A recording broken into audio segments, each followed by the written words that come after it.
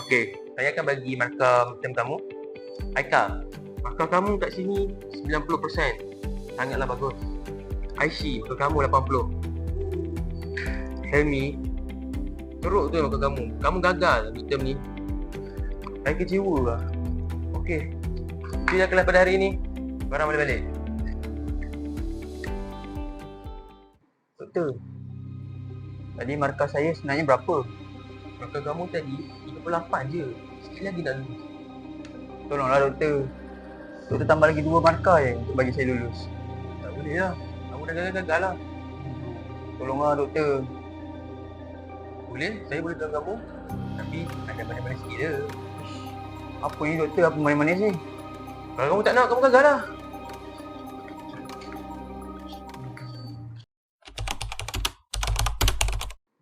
Okey, itu saja kelas pada hari ni. Korang boleh balik ya. Kal, jom kita nasi kandar dulu. Jom. Ni, sekali lah, jom. Tak apalah, apa pergilah. Aku nak minum pujuk. Aduh, okey, tak apa. Kak Ituan kekal luar. Apa-apa, Roger. Alright. Doktor, bolehlah tambah 2 markah lagi. Bagi saya lulus je. Boleh? Kamu nak ke? Apalah doktor, saya dah fikir pasal masak dah. Saya tak kisahlah apa pun, janji saya dapat lulus. Tapi, kita nak buat apa doktor? Tak apa, awak ikut je apa yang saya cakap. Mari Kak Steve. Weh kan, aku tertinggal botol air aku lah kelas. Untuk main kuat. Tinggal pula. Aduh. Tinggal botol air pula. Kan. Tengok ni. Ikut. Cuba tengok video semalam kau record tu. Okey, jap ni.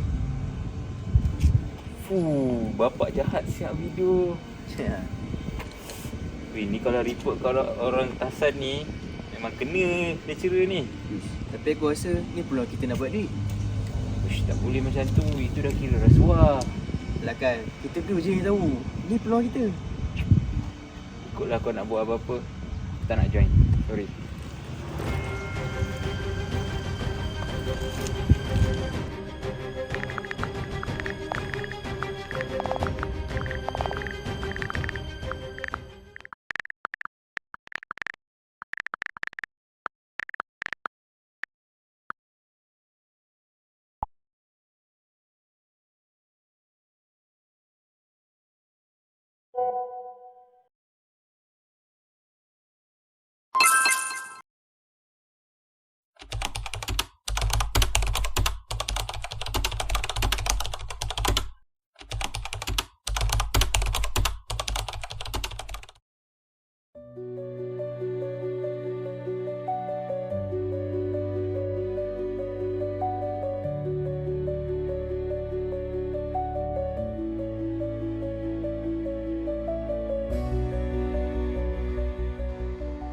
Jadi, jangan kita menerima, mengambil dan memberi rasuah.